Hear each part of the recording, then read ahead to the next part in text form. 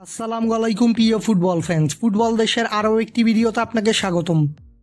Major league সকারে নিজেদের শেষ ম্যাচে গত 21শে এপ্রিল নাশভিলের বিপক্ষে মাঠে নেমেছিল ইন্টার মিয়ামি।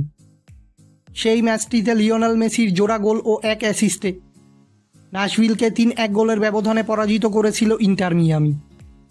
সেই ম্যাচ জয়ের ফলে মেজর লিগ সকারের ইস্টার্ন কনফারেন্সের পয়েন্টস টেবিলে 10 ম্যাচে 5 জয় 2 পরাজয় ও 3 ড্রয়ে মোট 18 পয়েন্টস নিয়ে পয়েন্টস তালিকার শীর্ষে রয়েছে ইন্টার মিয়ামি।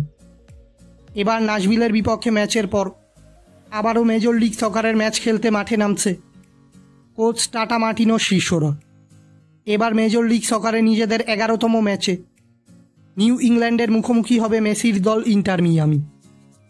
বর্তমানে ইস্টার্ন কনফারেন্সের পয়েন্টস টেবিলে 8 ম্যাচে 1 জয় 6 পরাজয় ও 1 ড্রয়ে মোট 4 পয়েন্টস নিয়ে পয়েন্টস তালিকার 15তম স্থানে রয়েছে নিউ ইংল্যান্ড। তাই পয়েন্টস টেবিলের তুলনায় ইন্টার মিয়ামির থেকে অনেকটাই পিছিয়ে রয়েছে নিউ ইংল্যান্ড। ইন্টার মিয়ামি নিজেদের খেলা সর্বশেষ 5টি ম্যাচে 2টি ম্যাচে জয় 2টি ম্যাচে পরাজয় ও 1টি ম্যাচ ড্র করেছে। নিউ ইংল্যান্ড ও ইন্টার মিয়ামির মধ্যকার এই মেজর লিগ সকারের ম্যাচটি খেলা হবে জিলেট স্টেডিয়ামে, যা ইন্টার মিয়ামির জন্য একটি অ্যাওয়ে ম্যাচ হতে যাচ্ছে এবং এই ম্যাচটি অনুষ্ঠিত হবে বাংলাদেশ সময় অনুযায়ী আগামীকাল 28শে এপ্রিল রবিবার ভোর 5:30 ভক্তদের এই ম্যাচটি সরাসরি দেখতে হলে চোখ রাখতে হবে অ্যাপেল টিভি ও ফেসবুক লাইভে। ইন্টার মিয়ামি অবশ্যই চাইবে নিউ ইংল্যান্ডকে পরাজিত করে পয়েন্টস টেবিলের শীর্ষস্থান ধরে রাখতে।